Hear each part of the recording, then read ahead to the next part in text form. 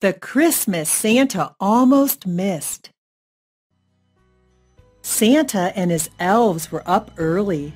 It was Christmas Eve, the happiest and busiest time of the year. "We'll never get everything ready by tonight," whined Felix. "Oh, don't worry so much," said Santa, laughing. "We've never missed a Christmas yet." By sunset, every doll was dressed, every wheel was in place, and every ball had just the right bounce. But Santa had one more chore to do before he left. He climbed into a small sled with his elves, Gus and Gertie. "I'm off to deliver presents to my animal friends," he said. "Make sure all the toys are on my sleigh by the time I get back." "Yes, sir," said the chief elf, Jared. "Anything else?" "Yes," shouted Santa. "Enjoy yourselves. It's Christmas Eve. Ho, ho, ho." With a flick of the reins, Santa and his two helpers dashed off into the falling snow. There were presents for each of the young rabbits, and there was something special for the little fawn.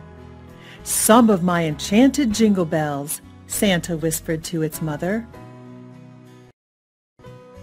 Santa even had something for Barney Bear, though he'd been a bit mischievous this year. "Barney," called Santa, "I have a present for you." The sound of deep, growly bear snoring shook icicles from the roof of the cave opening. Quietly, Santa tiptoed into the cave. Deep inside the cave, Barney was curled up fast to sleep. Santa laid Barney's present right next to his nose, so he'd see it as soon as he woke up. "Merry Christmas, Barney," whispered Santa. Just then, Barney turned over and snored like thunder, so loudly it shook the walls. "Santa!" Gertie shouted into the cave. "Look out!" Gus and Gertie stared in horror as a mountain of snow crashed to the ground. It covered the entrance to Barney's cave. "Santa!" shouted Gus. "Are you all right?" "There's no answer," cried Gertie. "I'll start digging," Gus told Gertie. "You run for help. And hurry!" Back at Santa's workshop, the other elves were worried. "Santa should have been back by now," said Felix. "It's almost time to go." Gertie stumbled into the lamplight, gasping for breath. "Santa's in trouble," she cried. Quickly, she told the others what had happened. Felix looked around sadly at the tiny elves. "We're too little," he moaned. "It will take us forever to dig Santa out, maybe all night." "Santa might miss Christmas," shouted the elves. "I've got an idea," said Jared. "Old Eli lives just over that hill. He was Santa's very first helper, and he's the wisest elf that ever lived. He'll know what to do." Quickly, the elves piled into Santa's toy-filled sleigh. With the shake of their jingle bells, the reindeer leaped into the air. Minutes later, the elves stood before a small, ancient cottage. The door squeaked open, and out peered a tiny elf. His white beard reached down to his toes. "That's Eli? How can he help?" cried Felix. "He's as little as we are, and he's old and crooked to boot." Eli listened carefully as Jared told him what had happened to Santa. The old elf smiled. "Follow me," he said softly.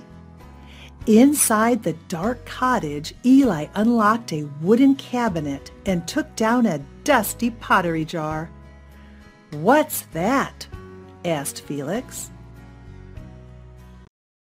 Very carefully, Eli opened the jar. "It looks like cinnamon sugar," said one elf. "It smells like cinnamon sugar," said another elf. Eli chuckled. "It's magic sugar and spice dust from Santa's very first Christmas long, long ago. This is all that's left in the world. I've been saving it all these years, but tonight we must use it to help Santa." The elves rushed to Barney Bear's cave. Gus was worn out from digging. "I haven't heard a sound from Santa," he moaned. With a wink and a nod, Eli mumbled some strange words. Then he flung his arm wide and sprinkled the sparkling magic dust over Santa's sleigh full of toys. "What did you do that for?" shouted Felix. "Now there's none left to help Santa." "Ah," said Eli, "just watch." Santa's elves had seen wondrous things in their work, but even they were astonished by what they now saw. The toys in Santa's sleigh sprang to life. Robots and teddy bears and dolls in pretty dresses began to dig with all their might. Steam shovels and dump trucks huffed and puffed as they scooped up snow. A toy train hauled the snow away as quickly as the busy workers could fill its cars. Shiny bicycles and toy race cars flooded the night with light. Shouting with joy, the elves too began to dig. At last, near midnight, the miniature army of toys and elves rescued their beloved Santa. "Thank you all," said Santa. "How lucky I am to have such wonderful friends." "Look!" cried Gertie. "Something's happening to the toys." The magic dust was wearing off.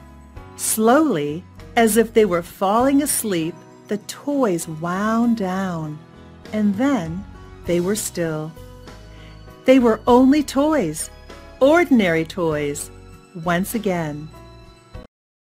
Santa and his elves loaded the toys into the sleigh, and with a merry "ho, ho, ho," they dashed into the starlit sky.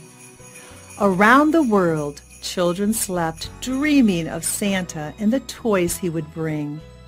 Not one of them would ever know that this was the Christmas Santa almost missed.